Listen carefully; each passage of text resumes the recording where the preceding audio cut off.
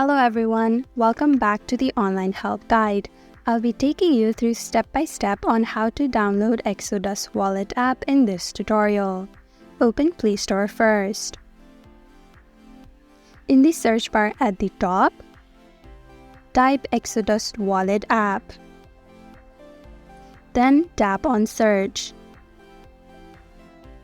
This is the application that we're going to be downloading. Tap on the install icon.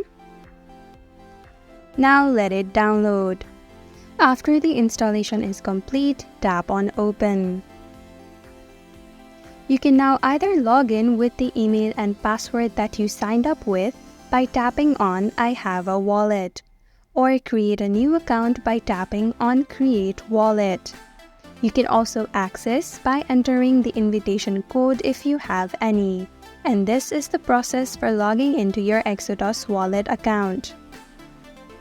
Thank you for watching Online Help Guide. Hope this video was helpful. If it was, then hit the like button and comment down if you have any questions or feedback. Also, if you're new to our channel, subscribe and hit the bell icon so that you don't miss our upcoming videos.